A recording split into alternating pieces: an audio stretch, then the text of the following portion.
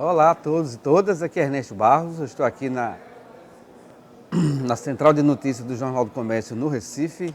Como toda quinta-feira, a gente faz o programa JC Mais Cinema, com as informações sobre os filmes que estão entrando em cartaz nos cinemas aqui da região, no Recife, em Jaboatão. E esta semana nós temos uma enxurrada de filmes, um levante de 8 novos filmes em cartaz. Não são poucos, na verdade, além dos que já estão em cartaz. Homem-Aranha,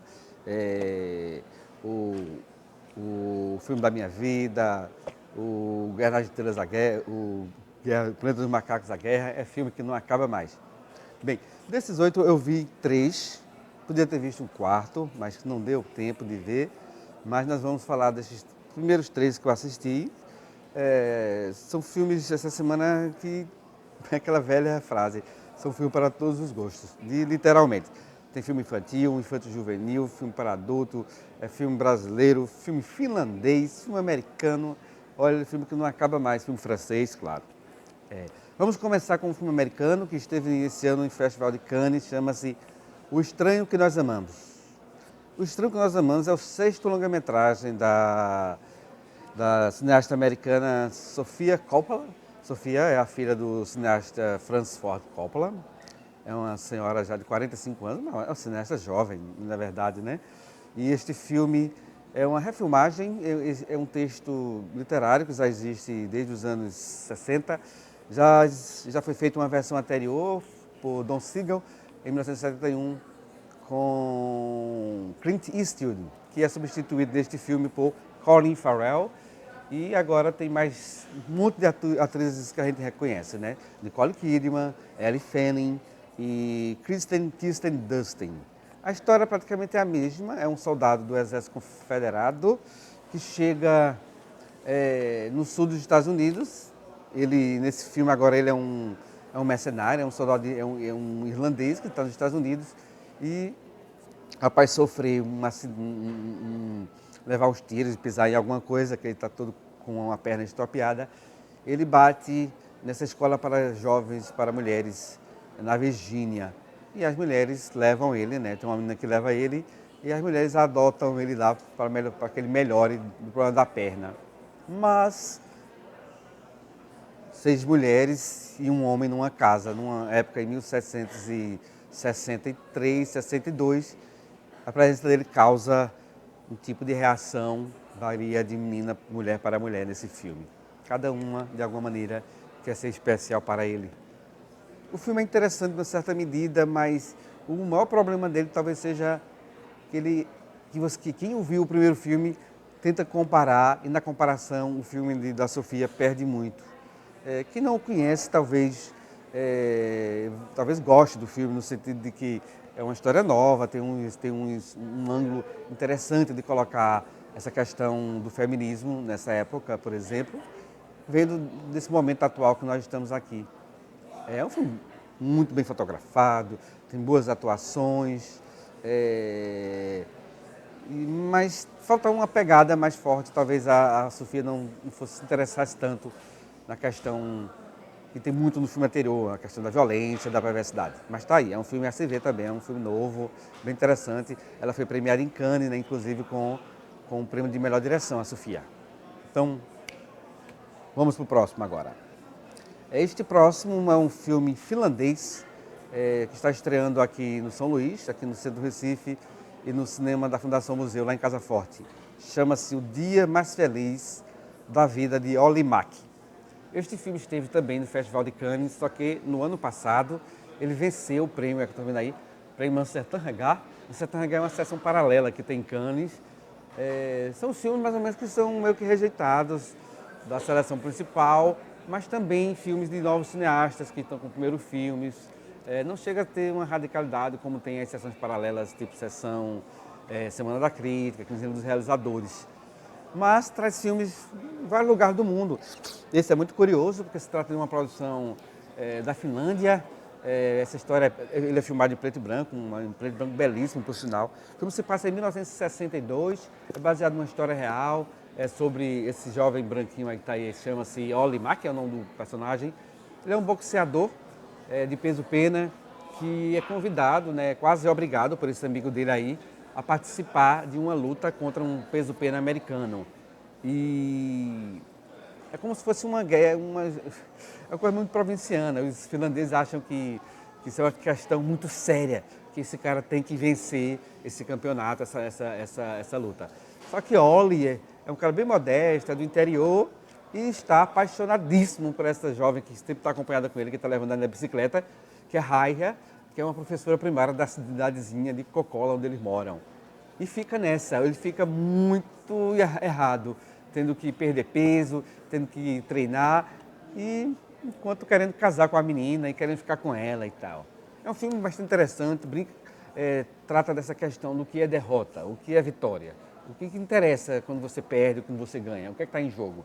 Felicidade, prêmio, uma vida rica e tal. Bem, o filme toca nesses assuntos de uma maneira muito sutil, tem um humor bem fino, não é um filme de gargalhar, é um filme que tem uma coisa dramática, mas não é nada estereotipado, não. É um filme até de uma beleza muito própria, assim, cheio de olhares dos dois, não dizem muito, não falam muito, mas você compreende tudo o que eles sentem.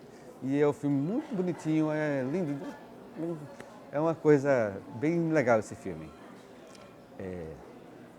Este próximo que eu vou falar agora chama-se A Viagem de Fanny. É um filme francês, foi um dos filmes que esteve no Varilux deste ano. Eu vi alguns do festival, acho que 7 ou 8 de 15. Esse, apesar de ser um filme bastante convencional na história, no andamento, narrativa, uma narrativa clássica de aventura, mas eu adorei o filme. A história de Fanny. Fanny é uma menina judia que de repente é obrigada a comandar todo um grupo de crianças fugitivas que fogem dos alemães na França na década de 40, né? Quando a França foi ocupada, os alemães, os nazistas começaram a caçar todos os judeus, essa menininha fica encarregada de toda essa turminha aí, e ela tem que ser muito forte, ao mesmo tempo muito amorosa, porque ela tem uma irmã no meio, e ela tem meninos mais velhos, outras meninas mais velhas, e ela tem que ser muito durona, muito forte, para levar esses meninos cruzando a França até a Suíça. É lindíssimo esse filme. Acho que se você puder ver com família, com filho, com filhas, aproveitem. Não está em muitas sessões não. Eu acho que só está no Rosa e Silva e lá no Cinépolis em sessões à tarde. Mas tem um fim de semana. Sábado, domingo, aproveitem que esse filme vale a pena. Bem, os outros filmes, que não são poucos, são 5, eu vou falar meio de raspão sobre cada um. Vamos falar logo dos brasileiros. O próximo é Love Film Festival. Love Film Festival é um projeto da roteirista Manuela Dias. Manuela Dias é a roteirista que fez Justiça, vai fazer a nova novela da Globo das 8 e tal, bem badalada ela. Ela fez esse filme, escreveu, ela é roteirista. Outros caras dirigiram, 4 amigos delas. Essa é uma história bem interessante, o ponto de partida. É um filme que se passa em festivais de cinema. São 4 festivais de cinema em que a personagem de Leandra Leal e esse jovem rapaz aí, que é um colombiano, um ator colombiano, se apaixonam no festival e o filme se passa durante 6 anos. Eles se encontram em Portugal, depois no Brasil, depois na Colômbia, depois nos Estados Unidos. E a história vai se desenrolando. É uma comédia romântica, tendo esse cenário diferente que são os festivais de cinema. Tem atores conhecidos, com personagens coadjuvantes, né, ou figurantes, diretores, inclusive. Então é um filme curioso. Para quem gosta de cinema, eu acho que talvez seja mais interessante também, né? Bem, partimos para Malas Artes e o Duelo com a Morte. Este é um dos principais lançamentos da semana. É uma comédia, né, de costumes baseada num personagem do folclore brasileiro. Ele é muito conhecido, né? A gente sempre fala, esse menino é igual a Pedro Malas Artes, né? Quando vê aquele menino metido a esperto. E esse personagem que é interpretado por Jesuíta Barbosa, né? Nosso ator pernambucano e cearense ao mesmo tempo. Ele é esse personagem malandrão que se envolve com ninguém, nada menos com a morte nesse filme. E ele tem que enganar a morte para continuar seguindo a história dele e a relação que ele tem com essa menina aí, que é a Isis Valverde, que tem esse irmão dela bem mal-humorado, que é o Milen Cortaz. E ó, ele já caiu aí no outro mundo, o Pedro Malas Artes. E o filme é dirigido por Paulo Morello, da O2, está sendo vendido como um filme brasileiro que até hoje teve mais efeitos especiais. Metade do filme se passa num ambiente meio fantástico e o filme custou só essa parte aí, segundo o Paulo Morello. Fiz uma entrevista com ele ontem, ele fala isso numa entrevista que em público hoje, no impresso do Jornal do Comércio. Essa parte do filme custou nada menos do que 4 milhões e meio de reais. E o filme todo, foi uma produção longa, custou 13 milhões de reais. Essa é a parte que o diabo, que é o Júlio Andrade, manda. Nessas velhinhas são as alminhas que ele apaga e acende. Ele tem o direito sobre a vida e a morte das pessoas. É o Júlio Andrade, grande ator. Bem, tá aí, né? Outro filme. Este próximo é uma aventura de ficção científica, chama-se Valerian e a Cidade dos Mil Planetas. É um filme também de visual muito forte, né? Esse diretor, o Luc Besson, é bastante conhecido desde os anos 80 pelo visual dos filmes. Chamava ele de diretor maneirista e tal.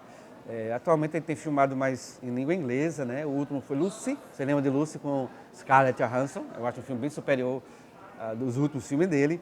Esse é uma ficção científica baseada numa história em quadrinhos, tem esse visual bem espalhafatoso, assim, parecido com o Quinto Elemento, que é um filme que ele fez em 97.